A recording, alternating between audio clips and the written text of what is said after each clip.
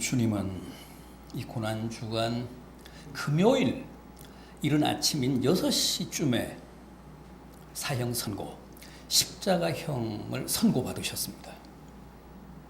그리고 오전 9시에 십자가에 달리셨습니다. 그리고 십자가에 달리셔서 6시간 동안 고통하시다가 오후 3시에 운명하십니다. 그런데 십자가에 달려 계셨던 6시간 동안 신음 같은, 비명 같은 7마디 말씀을 남기셨습니다. 그걸 우리가 가상칠언이라고 합니다. 십자가상에서 말씀하신 7마디 말씀, 가상칠언.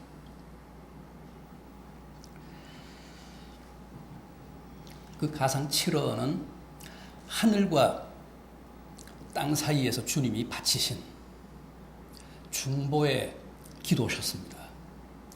또 우리에게 남기신 최후의 메시지셨습니다.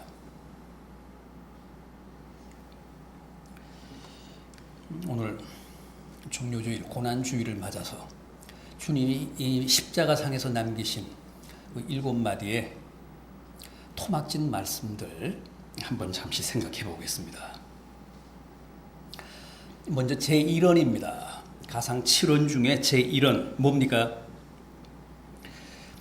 누가복음 23장 34절에 나오는 말씀인데, 아버지여 저들을 사하여 주옵소서. 자기들이 하는 것을 알지 못함이니이다. 자기를 십자가에 못 박고 그 아래에서 지금 자기의 옷을 서로 나누어 갖겠다며 제비를 뽑고 있는 군인들을 내려다보시며 하나님께 드린 사죄의 기도입니다. 사실 주님은 지금 남을 위해 기도하실 처지가 아니죠. 자기 코가 석자입니다. 그럼에도 자기의 생살에 못을 박아 십자가에 높이 단 사람들의 속죄를 위해 기도하고 계십니다. 그렇다면 주님은 어떻게 그 아픔과 고통과 수치와 억울함의 정점에서 그렇게 자기에게 침뱉고 비웃고 십자가에 못 박고 그 십자가 아래에서 지금 자기의 옷을 놓고 제비 뽑기를 하고 있는 사람들을 위해 아버지여 저들을 용서해 주시옵소서 하며 사죄의 기도를 드리실 수 있었을까요?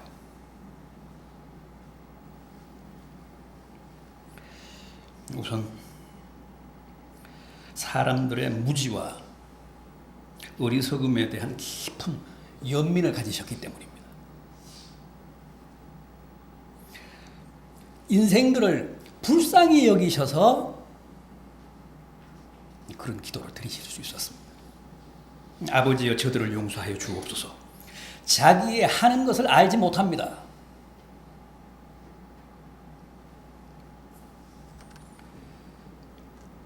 맞습니다. 그들은 주님이 누군지, 자신들의 소행이 얼마나 무서운 죄악인지를 몰랐습니다. 자기들이 하는 짓이 무엇을 뜻하고 또 어떤 결과를 가져올지 몰랐습니다. 그야말로 무지몽매한 인간들이었습니다. 알고서야 어떻게 하나님의 아들을 십자가에 못 박고 조롱하고 침뱉고 뺨을 때리겠습니까? 다 몰라서 한 짓입니다. 그 점에 대한 무한한 연민을 가지셨던 겁니다. 자기들이 하는 말, 자기들이 하는 짓을 모릅니다. 그게 뭘 뜻하는지, 어떤 결과를 불러올지 모르고 한 겁니다. 그러니 저들을 용서해 주십시오.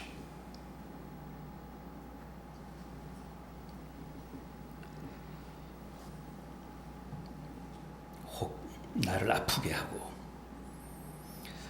피 흘리게 하고 나를 배신한 사람들이 있습니까?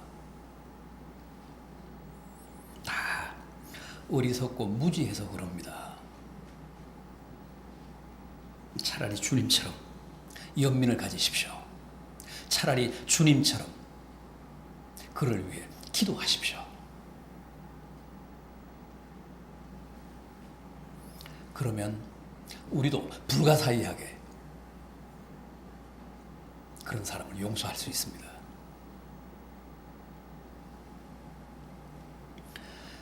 또 하나 우리가 기억해야 할 것은 용서란 하나님의 명령이라는 겁니다. 하나님의 명령이라는 사실을 잊지 않고 기억한다면 우리도 남을 용서할 수 있습니다. 우리가 왜 좀처럼 남을 용서하지 못할까요? 무엇보다도 내 감정이 그를 용납하지 않기 때문에 그렇습니다. 그러나 우리는 내 감정에 충실한 사람이라기보다는 주님의 명령에 충실하게 응답하며 살아야 하는 사람들이잖아요. 그게 그리스도인들이잖아요. 나는 내 감정에 충실했어 그러면 다가 아닙니다. 그건 그리스도인이 아닙니다. 주님의 뜻, 주님의 명령에 충실하게 살고 충실하게 응답하고 주님의 명령 앞에서 충실하게 결단하는 사람들이 우리 그리스도인들이잖아요.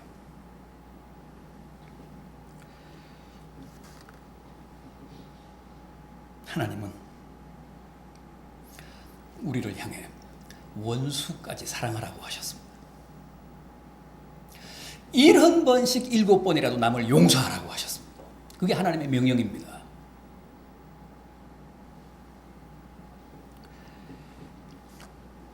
하나님이 왜 우리에게 그런 명령을 하셨을까요? 사실은 다 우리를 위해서입니다. 그게 진정한 보복이기 때문에 그렇습니다. 그게 진정한 승리이기 때문에 그렇습니다. 그래야 우리가 살기 때문에 남을 용서하라고 하신 겁니다. 남 용서 못하고 살면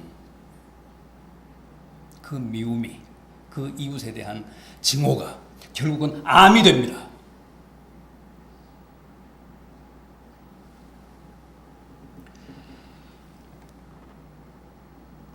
남을 용서하는 일은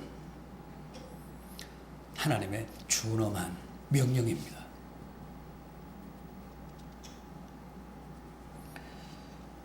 그래서 주님이 십자가에 달리셔서 그 최악의 고통과 아픔 중에도 자기를 십자가에 높이 단 그 원수들을 위해 사죄를 빌었습니다. 저들을 용서해 주십시오. 자기들이 하는 짓이 무엇을 뜻하는지를 몰라서 그렇습니다. 다음은 가상 7원 중에 제2원입니다. 뭡니까? 누가복음 23장 43절에 나오는 말씀입니다. 오늘 내가 나와 함께 낙원에 있으리라. 이것은 예수여 당신의 나라에 임하실 때 나를 기억하소서 한 한편 강도에게 하신 말씀입니다.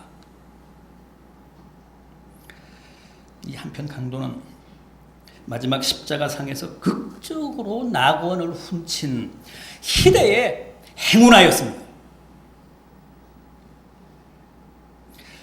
숨 넘어가기 직전에 회개해서 막차 타고 천국 간 사람입니다. 그래서 우리가 다 이 사람을 부러워하잖아요. 아마 세상에서 이 사람을 우리가 가장 부러워할 겁니다. 가장 경제적으로 구원받은 사람. 나도 이 강도처럼 내 마음대로 막 살다가 숨 넘어가기 한 5분 전에 회개하고 극적으로 천국 가면 얼마나 좋을까.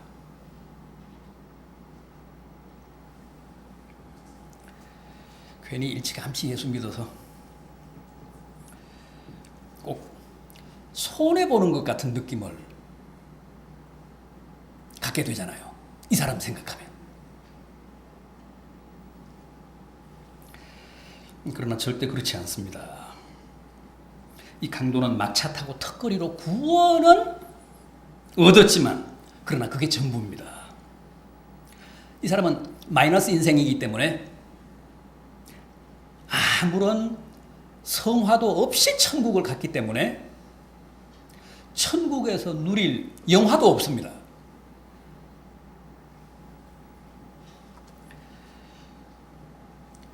성경이 말씀하는 부끄러운 구원의 아주 전형입니다. 어떻게든 천국을 간 것은 다행입니다. 그런데 이 사람의 경우는 부끄러운 구원이라는 거예요. 천국에 가면 마음껏 영화를 누리며 살아야 되는데 천국 어디로 간다고요? 화장실 옆으로 간다는 거예요.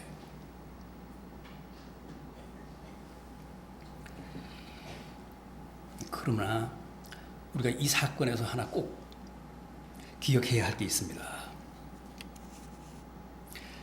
주님은 당신의 택하신 백성을 절대 안 버리신다는 거예요. 안 놓치신다는 겁니다. 당신의 택하신 자녀를 절대 잊어버리지 않는다는 거예요. 마지막 순간에라도 기어이 회개를 강제하셔서 데려가신다는 뜻입니다.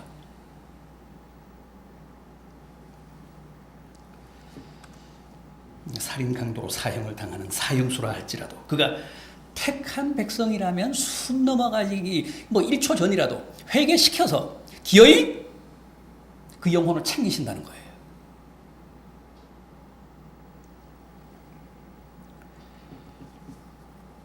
이 강도의 경우 한번 생각해 보십시오. 마지막 순간 십자가상에서 이루어진 주님과의 그 은밀한 대화가 성경에 기록되어 있기 때문에 이 사람이 천국을 갔다고 우리가 알고 있지. 천국은 실제 갔지만 주님과의 대화가 이 성경에 포착이 안 됐다면 우리는 당연히 지옥 같다고 생각할 거 아닙니까?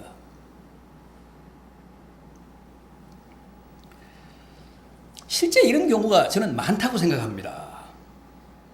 이 강도처럼 흉악범으로 사형을 당한 사람들 중에도 또 평생 예수를 믿지 않고 살다가 세상을 떠난 사람 중에도 우리가 몰라서 그렇지.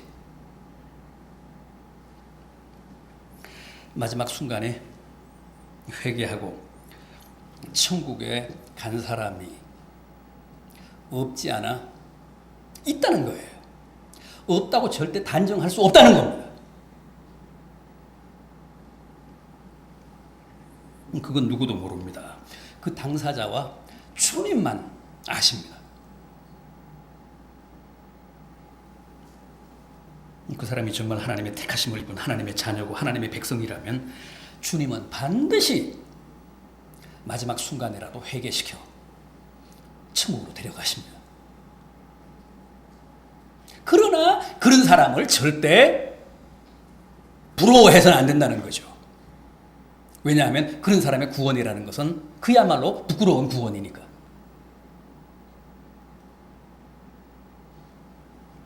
일찍부터 예수를 믿어서 성화를 축적해야죠.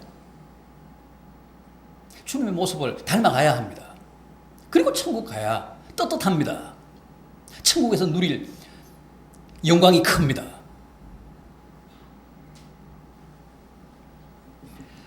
아무튼 이 한편 강도의 극적인 구원을 통해 우리는 하나님의 자녀로 살아가는 삶에 실패를 해도 주님은 당신이 구원한 하나님의 자녀들을 챙기시는데 절대 실패하지 않는다는 사실을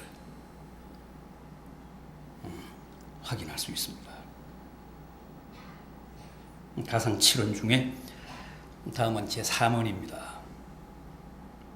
오늘 본문 26절에 나오는 말씀인데 여자여 보소서 아들이니이다. 주님이 최후의 순간에 사랑하는 어머니 마리아를 제자 요한에게 부탁하시는 말씀입니다. 이때부터 요한은 마리아를 자기 어머니로 섬기며 어디를 가든지 이 마리아를 모시고 다녔습니다. 말년에 요한이 소아시아 에베소에 가서 목회를 하잖아요. 그런데 그 소아시아 에베소까지 마리아를 모시고 갔습니다. 그래서 마리아가 거기에서 죽습니다. 요한도 에베소에서 죽습니다. 그래서 지금도 소아시아, 터키 에베소에 마리아와 요한의 묘가 있잖아요. 무덤이 있습니다. 여러분, 우리가 정말 주님을 사랑한다면 주님이 사랑하시는 사람들을 나도 사랑할 수 있어야 합니다. 이거 중요합니다. 아내가 사랑스러우면 처갓집 말뚝을 보고도 절한다고 하잖아요. 우리가 정말 주님을 사랑한다면 주님의 사랑하는 사람들을 나도 사랑해야 합니다. 내가 남편을 진심으로 사랑한다면 시댁 가족을 다 사랑할 수 있어야죠. 남편의 사랑하는 사람들이니까.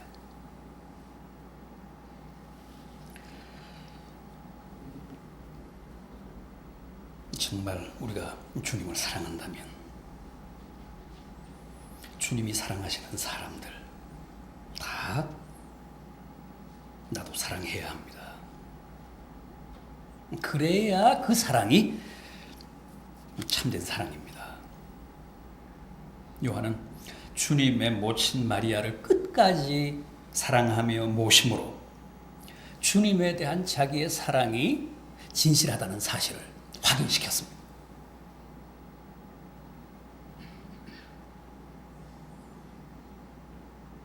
다음은 제4은입니다.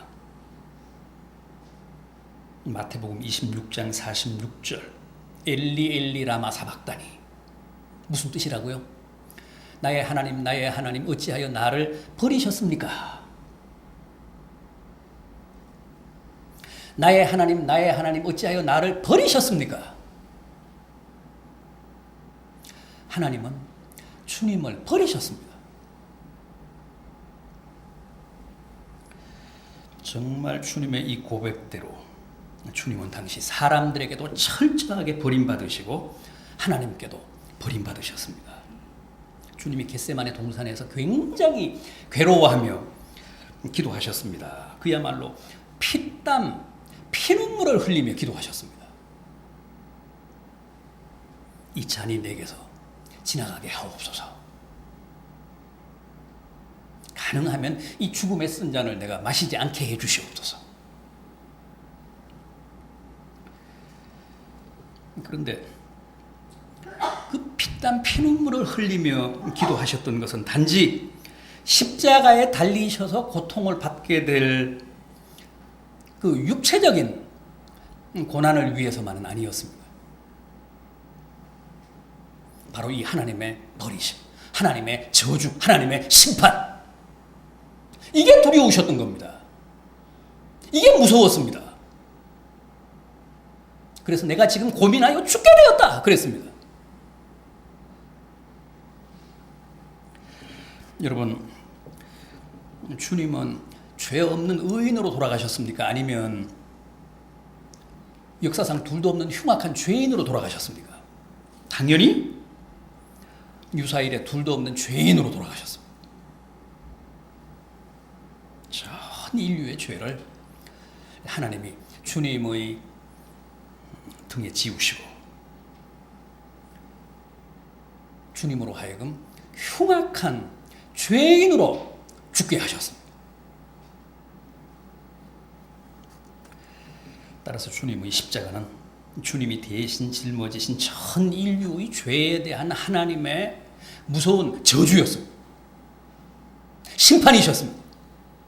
전 인류의 죄악에 대한 징계였습니다.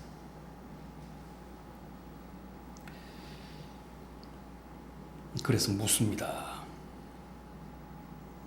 주님의 영혼이 십자가에서 죽으시고 부활하시기까지 그 사흘 동안 어디 계셨다고요?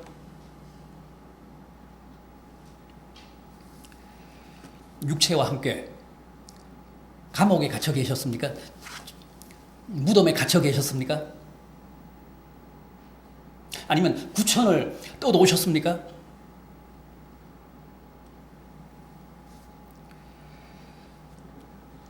제가 몇 차례 말씀드렸다시피 그 사흘 동안 주님의 영혼은 지옥에 내려가셨습니다.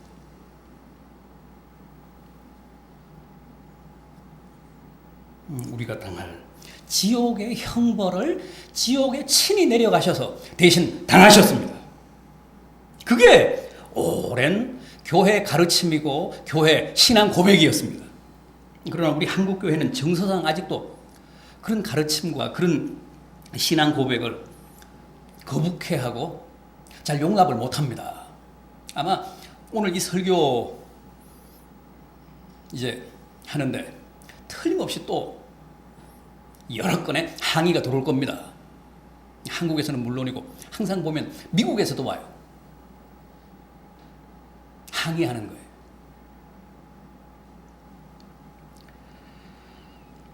그러나 우리 한국 교회는 이 점을 시정해야 합니다. 사도신경에도 원래는 들어있는 내용을 우리말 그 번역 사도신경에는 이 부분을 쏙 뺐죠. 지옥에 내려가셨다는 표현을 빼버렸습니다.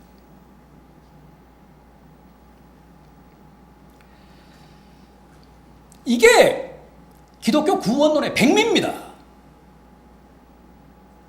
지금은 작고했습니다. 1999년에 작고를 했습니다만 스위스 바젤 대학의 오스카 쿨만이라는 교수는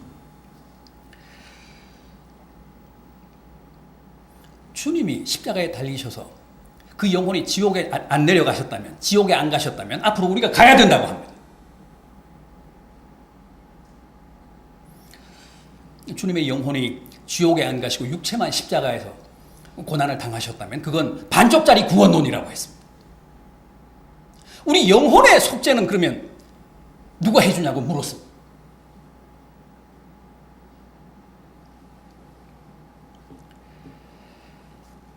주님은 분명 우리 대신 죽으시고 우리 대신 지옥의 형벌을 당하셨습니다. 베드로 사도도 베드로전서 3장 18절 이하에서 그리스도께서 우리의 죄를 위해 죽으시고 영으로 옥에 가사 옥에 있는 영들에게 선포하셨다 그랬습니다.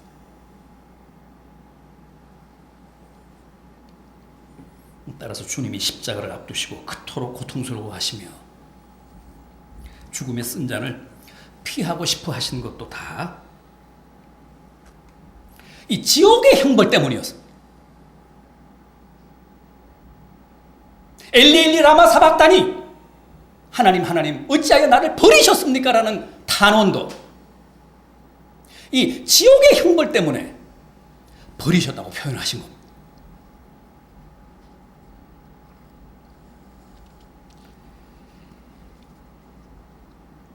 부디 주님이 내 대신 당하신 지옥의 형벌을 잊지 마십시오. 주님이 지옥 가셨기 때문에 이제 우리는 지옥 갈 일이 없어졌습니다. 그게 고맙고 감사하다는 겁니다. 그 지옥의 형벌이 두려우셨던 겁니다. 내가 고민하여 죽게 되었다. 나의 하나님 어찌하여 나를 버리셨습니까?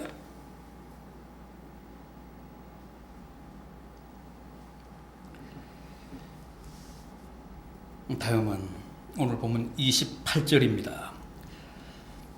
가상 7원 중에 제 5원입니다. 내가 목마르다. 이때 주님은 벌써 6시간 가까이 십자가에 달려 계시면서 물과 피를 다 쏟으셨습니다. 더구나 팔레스틴의 낮 기온은 높잖아요. 그래서 내가 목마르다 그러셨습니다. 주님의 이 타는 목마름, 이것도 당연히 우리가 당할 기가를 대신 당하신 겁니다. 여러분, 지옥이 어떤 곳입니까? 최악의 목마름이 영원히 계속되는 곳. 부자가 지옥 불 안에서 고통하며 아브라함에게 뭘 호소했죠? 뭐라고 호소했습니까? 손가락 끝에 물 한 방울 찍어서 내 혀를 좀 서늘하게 해달라고 했습니다. 지옥의 불구덩이에 앉아있는 사람에게 물 한 방울이 무슨 도움이 되겠습니까마는 그렇게 고통스러운 곳이라는 겁니다. 그렇게 목마른 곳이라는 거죠. 주님은 십자가상에서 그 최악의 기가를 우리 대신 당하셨습니다. 이제 우리는 영원히 목마르지 않습니다. 영생하도록 솟아나는 생수를 보장받았습니다. 우리는 이제 지옥 갈 일이 없기 때문에, 우리는 천국 갈 일만 남았기 때문에 영원히 목마르지 않습니다. 주님이 다 겪으셨습니다. 내 대신 주님이 다 당하셨습니다.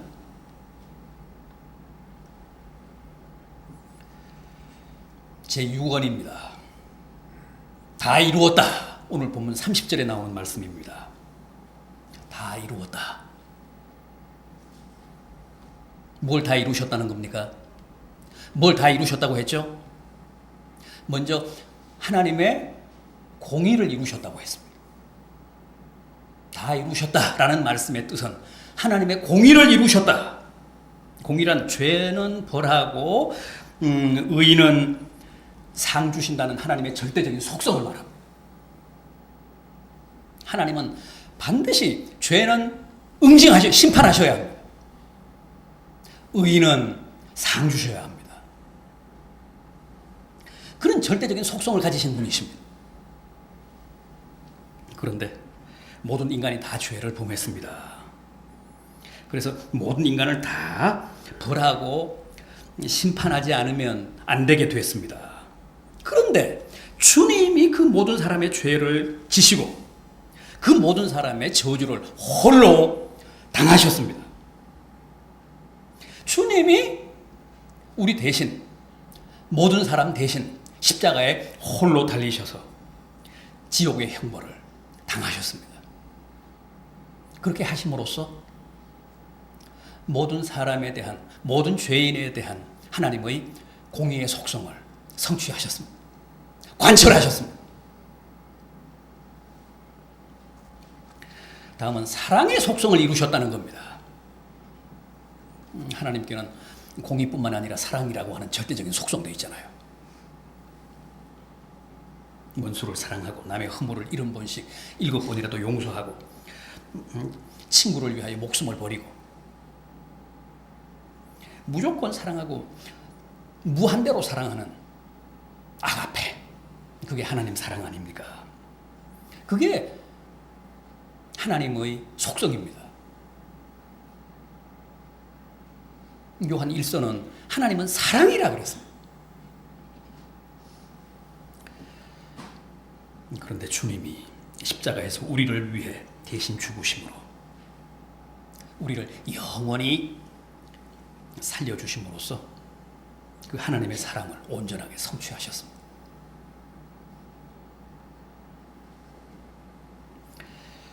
따라서 십자가 사건은 하나님의 공의와 사랑의 온전한 성취입니다. 십자가는 이렇게 종대와 횡대로 되어 있잖아요. 종대와 횡대의 크로스잖아요. 공의와 사랑의 교차가, 그게 십자가입니다. 공의와 사랑을 성취하셨다는 거예요. 관철하셨다는 거예요. 우리 대신 하나님의 진노와 하나님의 저주를 받으심으로 하나님의 공의를 관철하셨고, 당신 한 분이 우리 대신 죽으심으로 우리를 다 살려주셨잖아요. 하나님의 사랑을 관철하신 겁니다. 그래서 십자가입니다. 종대와 행대의 교차입니다. 사랑과 공의의 교차입니다. 그런데 그런 공의와 사랑의 교차인 십자가가 어디에서 발상이 된 거라고요? 하나님의 지혜에서. 하나님에게는 공의라고 하는 속성 외에 사랑이라고 하는 속성이 있고, 사랑이라고 하는 속성 외에 또 제3의 속성인 지혜라는 게 있습니다. 십자가는 하나님의 지혜의 산물입니다. 하나님의 지혜가 작상한 겁니다. 하나님의 지혜의 발상이 십자가입니다. 절묘하잖아요. 원래 공의와 사랑은 이게 대비적인, 이게 서로 조화되기 어렵잖아요. 공의를 관철하면 사랑이 이게 상처를 입고, 사랑을 관철하면 또 공의가 상처를 입잖아요. 공의를 범하게 되잖아요. 그런데 십자가라고 하는 방법을 통해서 하나님이 절묘하게 이 공의와 사랑을 조화시켰다는 거죠. 다 관철했다는 거예요. 그게 하나님의 제3의 속성인 지혜에서 착상이 됐다는 거예요. 십자가는 하나님의 영원하고도 절대적인 속성인 공의와 사랑과 지혜의 산물입니다. 그래서 천사들조차도 깜짝 놀랐다는 거예요. 십자가를 보고. 이렇게 기발할 수가 있는가? 이렇게 절묘할 수가 있는가?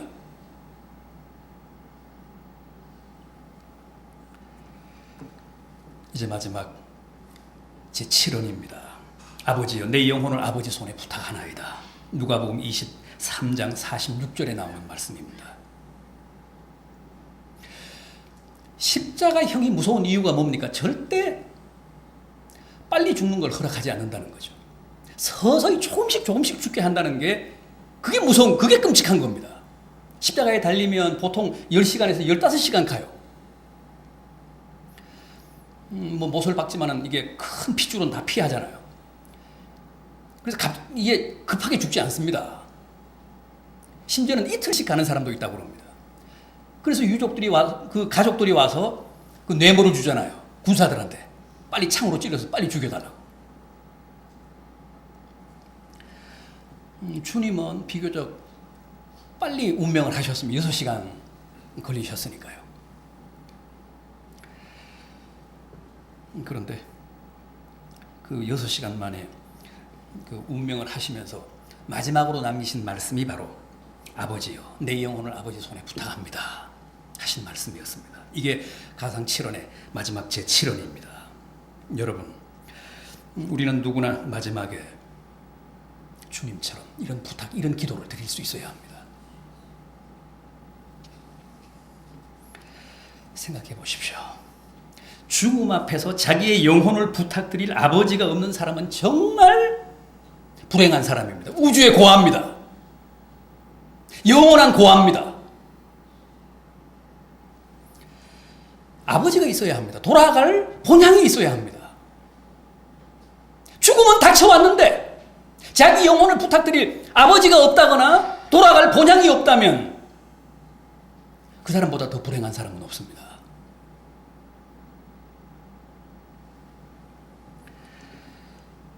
뿐만 아니라 아버지가 계시고 본향이 있다고 해도 평소에 아버지 뜻대로 산 사람이라야 죽음 앞에서 이렇게 떳떳하게 아버지 제 영혼을 부탁합니다. 그렇게 부끄러움 없이 기도를 드릴 수 있지 않겠습니까? 평생 개차반처럼 살고 늘 아버지 말씀 듣지 않고 반역하며 살다가 이제 죽음을 앞두고 그런 기도를 드린다면 뭐 드릴 수 있겠죠. 얼마나 면목 없는 짓입니까?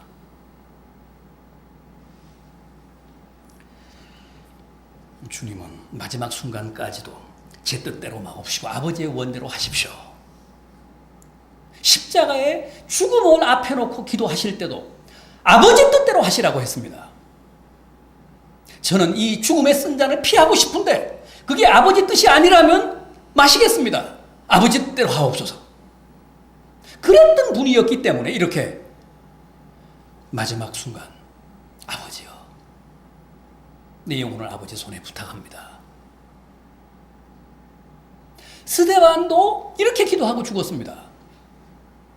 수많은 성자들이 다 최후에는 이런 기도를 바치고 죽었습니다. 얼마나 복됩니까? 얼마나 영예롭습니까? 절대 고아처럼 죽어서는 안 됩니다.